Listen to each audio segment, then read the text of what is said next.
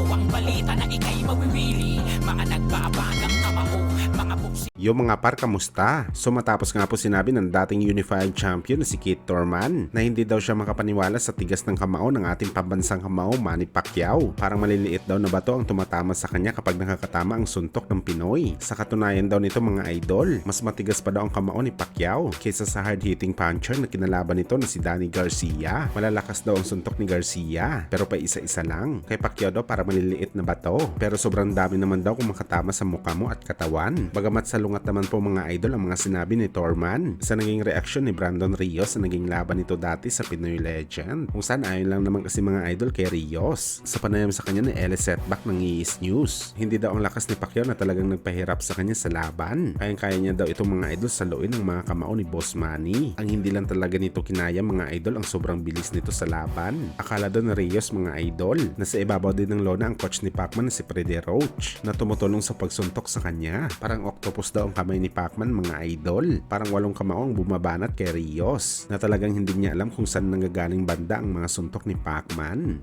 With the Pacquiao, I'm fast. I seen 3 of them.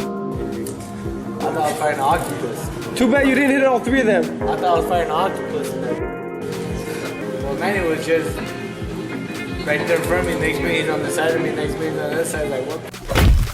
Sa kabilang banda naman mga idol, matapos nga po binisita ni Boss Toyo ang angas ng Pinas General Casimero sa kanyang gym sa Ormoc, kung saan mga idol, bukod po sa pinaranas ni Cuadro Alas ang kanyang hagupit kay Boss Toyo, nagbigay rin po ng pangako ang sikat na vlogger mga idol sa 3 Division World Champion, kung saan mga idol hindi niya daw papalagpasin na tumalpak kay Cuadro Alas sa paparating na laban nito sa October 12 kontra sa Japanese boxer na si Yukinori Oguni. Posibleng milyon daw ang ipupusta nito sa kanyang kaibigan na si Cuadro Alas. Ramdam daw talaga nito mga idol na hindi kakayanin ni Oguni ang lakas na meron ng Pinoy boxer. Well, napakagandang move para kay Boss Toyo mga idol na pumusta kay Alas. Malaking porsyento talaga na mananalo si Casimero dito dahil medyo lipas na ang bagsik ni Oguni para tumapat sa lakas ng Pinoy sa bakbakan.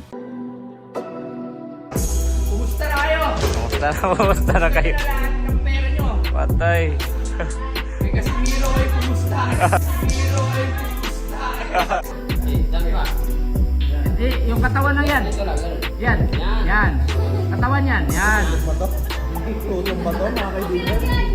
Para focus mo, focus natin. Tignan nyo yung mukha, focus. 25 lang, 25 lang. 25% lang daw.